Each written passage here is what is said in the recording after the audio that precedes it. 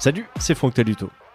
Je vous propose aujourd'hui un épisode hors série pour parler de l'AS Saint-Etienne depuis l'Espagne. Si Jordi Gasto a longtemps suivi le Barça pour le journal catalan Sport, son cœur est vert depuis l'enfance. Tombé amoureux du club pendant l'épopée des Verts, il lui est resté fidèle depuis, même pendant les moments difficiles. Dessous de verre hors série 6, c'est parti!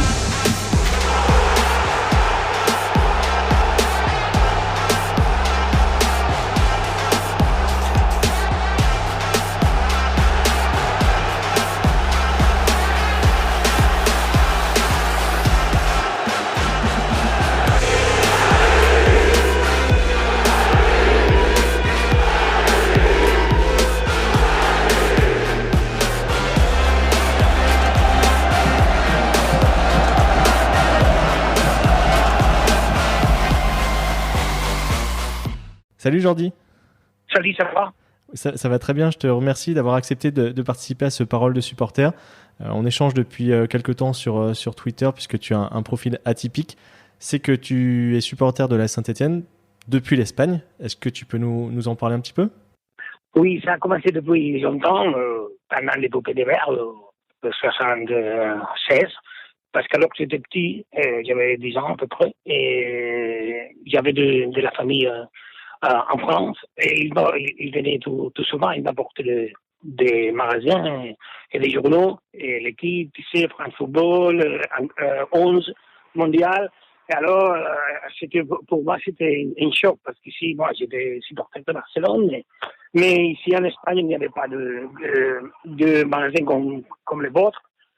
On venait de sortir d'une dictature, c'était différent que maintenant. Et alors, ça frappait fort pour moi, et ça a commencé pendant suivre les Verts toujours, et ça, pendant toute ma vie déjà. Moi, je suis journaliste, j'ai travaillé presque 30 ans dans un journal à Barcelone, le journal Sport, c'est le plus important de la Catalogne. Et alors, toujours, j'aimais les Verts, et encore. J'aime Barcelone, bien sûr, mais les Verts, c'est pour moi, c'est la différence. Un peu, c'est ce qui me font un peu différent, parce que ici, il n'y a pas beaucoup, il y en a de supporters de Verts, ici en Catalogne, et même en Espagne, mais pas beaucoup, évidemment. Tu as grandi avec l'épopée des Verts, tu disais tout à l'heure. Dans les joueurs qui composaient cette équipe, est-ce que tu avais des préférences pour certains ? Avec des posters, peut-être ? Oui, c'est ça, parce que alors il y avait les posters dans le mondial, Rochito quand commençait, et évidemment tous les stars de l'époque, Kurkovic, Piazza, le frère Revelli, tous, je connaissais très bien. Après, on a suivi la fête avec Platini, Règle, le dernier championnat de Ligue 1. Et tout ça, et comme ça, toute la vie, il y a des amis qui disent, mais toi, qu'est-ce qui passe avec Saint-Etienne ? Non, c'est une passion de petit, mais un peu loin, mais c'est comme ça. Et il y a des joueurs, oui, particulièrement que tu apprécies ou que tu as apprécié ? Et, au début, parce que c'était la star qui montait, Langeberg, tout ça. Après, Platini, bien sûr, parce que j'aimais beaucoup le foot international en général, le foot français. Et pour moi, Platini à Saint-Etienne, c'était le top. Aussi, Johnny Rep, c'était un de mes idoles de petit, parce qu'il a joué aussi à Valence ici. Après, on a changé beaucoup. Et tu sais, il y a toujours des joueurs qui ont frappé, évidemment Perrin, évidemment Frindeino, Jeannot, un peu les joueurs qui ont laissé les traces ici à Saint-Etienne. Et tu as jamais arrêté de supporter cette équipe parce qu'il y a eu beaucoup de passages compliqués encore aujourd'hui. Tu es toujours resté fidèle à ce club ? Oui, toujours. Je sais qu'il y a eu des époques difficiles, les caisses noires, les caisses noires, pardon, tout ça. Et maintenant, on est dans un petit trou, on espère s'en sortir. Mais les vrais supporters, c'est pas les footistes, non ? Alors, tu dois supporter une équipe, même qui est en Division D, comme c'était le cas auparavant, non ? Parce qu'on a vu presque l'équipe de Centrale nationale, mais on s'est sauvé, heureusement. Mais il faut être supporter toujours. Ça, c'est la différence des bons supporters, des mauvais. Non ? On a parlé des moments un peu difficiles. On va venir plutôt sur les ceux qui ont été joyeux. Toi, ce sont quels moments qui t'ont fait le plus vibrer en tant que supporter? Je crois en 2004, je crois, non, quand on a été champion de Ligue 2, Oui. ça c'est important parce que c'est un peu la fin, les buts, les buts préconnus à la fin du match, un peu ça, et surtout la Coupe de la Ligue, évidemment, non? Après, avant, il y avait le poker européen moderne. Avec Galtier, on a eu de très bons matchs jusqu'à huitième de finale avec Werder Bremen, tout ça. Mais après, il y avait la Coupe de la Ligue, qu'il y a une anecdote, parce que je suis allé à Paris, mais malheureusement, je ne peux pas entrer au stade parce que j'ai des tickets et comme journaliste, on n'avait pas l'accréditation. Alors j'ai vu le match à l'hôtel, mais j'ai fait avec ma femme, mais on a fait la fête aussi à l'hôtel à Paris, et bien sûr. J'allais te demander justement si tu étais déjà venu à Geoffroy Guichard. Oui, j'y viens quand je peux. C'est pas maintenant. Avant, j'habitais à Barcelone. Maintenant, j'habite à presque Géron. C'est 5 kilomètres à moins. Et je viens quand je peux. Le dernier, malheureusement, avec le Covid et tout ça, ça c'est un peu compliqué aujourd'hui. Avec mon travail, je suis autonome, je travaille pour moi. C'est un peu plus difficile, mais quand je peux, j'y vais. Je m'en souviens des matchs importants. Je suis allé, par exemple, au match de la très connue de la Canette à Jean-Pierre Papin. J'ai vu le match. Après, on a rejoué, je crois. Mais j'ai vu des matchs importants, mais j'espère retourner très tôt, évidemment en Ligue 1. Tu te rappelles de la dernière fois, c'était quand?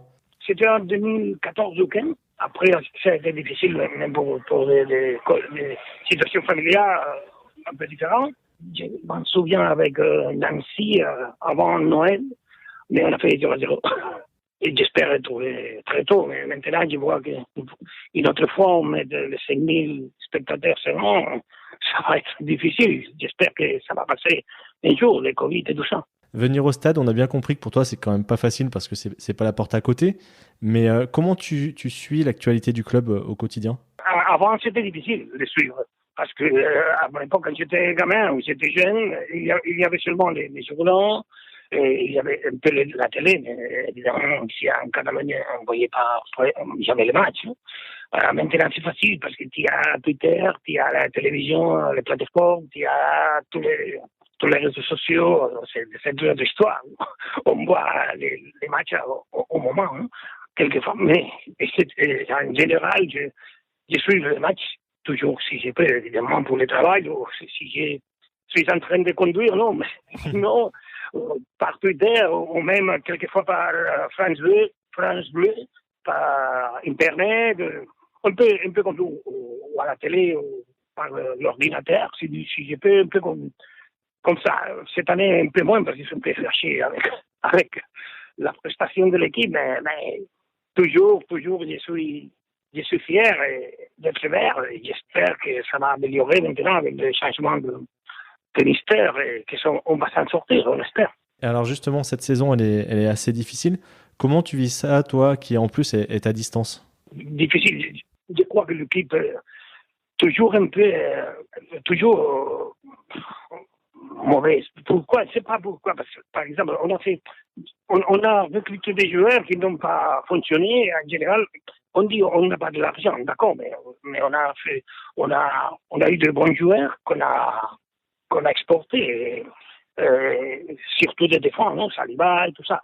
Alors, pourquoi il n'y a pas de l'argent? On ne sait pas pourquoi. Mais en général, c'est bien, par exemple, de donner de l'opportunité aux jeunes. Et je crois heureusement, au club, toujours, il y a des jeunes, surtout de défense et gardiens de but, qui montent fort. Mais après, quand on fait le recrutement, je crois qu'on se trompe souvent. Tu peux te tromper avec un joueur, mais pas avec tout. En général, les choses ne fonctionnent pas. Mais malgré tout, si on fait quelques incorporations maintenant au marché d'hiver et tout ça, je crois qu'on peut se sauver seulement deux équipes et demie, non, avec de barrage, je crois que c'est possible de laisser deux équipes encore plus mauvaises que nous, non? J'espère. Tu disais tout à l'heure que Loïc Perrin faisait partie des joueurs que tu avais appréciés. Qu'est-ce que tu as pensé du fait qu'il prenne des responsabilités au sein du club? C'est important pour un club, et encore plus pour un club comme le nôtre, qui a des sentiments de maintenir les gens qui sont très attachés et qui sont les gens du club. Il faut les maintenir. Alors, je crois que c'est bien. Et même mieux que, par exemple, un entraîneur, ce qui s'est passé avec Sablé, on l'a peut-être brûlé un peu, non? Parce que lui donner la responsabilité, c'est un peu dur quand ça s'est passé des ans avant. Et maintenant, je crois, c'est bien à Santé surtout, il doit avoir des gens qui aiment le club. Parce que ce n'est pas un club comme les autres. En France, et presque en Europe, c'est un club différent. Pas beaucoup de choses. Donc, il faut maintenir et gâter les gens du club. Je crois que c'est important. Maintenant, c'est un moment difficile pour lui aussi, mais il faudra s'en sortir. Et avec des gens du club, ça sera un peu plus facile, je crois. On est à la période des vœux de 2022. Qu'est-ce qu'on peut te souhaiter à toi personnellement et à l'AS Saint-Étienne? Pour moi, personnellement, comme pour tous, la santé dans cette époque difficile. Pour moi aussi, le travail, parce que moi, je travaille dans une entreprise qui fait des photos au sport de formation, les gens de tous les sports. Alors, si on ne peut pas travailler, si on est tout fermé, c'est difficile, non? Mais j'espère que ça va améliorer avec les mois. Et pour là, évidemment, se maintenir en Ligue 1, ça c'est important. Et pourquoi pas aussi un bon parcours en Coupe de France. Non? J'en arrive à ma dernière question. Je sais que tu écoutes de temps en temps ce podcast. Qui est-ce que tu aimerais entendre comme invité? Pourquoi pas un ancien joueur de verre? Pourquoi pas? Peut-être que c'est pour mon âge. Déjà, un bon âge. Pourquoi pas, je sais pas, Johnny Rep, par exemple. Pourquoi pas? Pour changer un peu. Ça marche. Jordi, merci en tout cas d'avoir pris ce petit moment avec nous. C'était super sympa. Je te souhaite une bonne deuxième partie de saison en espérant effectivement qu'elle se termine bien. Et puis, on te retrouve sur Twitter si on veut discuter foot et Saint-Étienne avec toi. C'est ton principal réseau social sur lequel tu te trouves? D'accord. Merci à vous. Et j'espère un jour te voir à Saint-Étienne, pourquoi pas. Eh bien, avec grand plaisir. Merci beaucoup. Merci à toi. Au revoir. Merci à Jordi pour sa disponibilité et à vous de l'avoir écouté partager sa passion. Comme toujours, vous savez que vous pouvez aider ce podcast en partageant son lien à vos proches et sur vos réseaux sociaux, mais aussi en lui mettant 5 étoiles et un commentaire sur Apple Podcast. Si vous souhaitez débattre, faire des remarques ou donner des idées d'invités, ça se passe sur Facebook, Twitter et Instagram, mais vous pouvez aussi m'écrire par mail à dessous-de-verre@gmail.com. Ciao!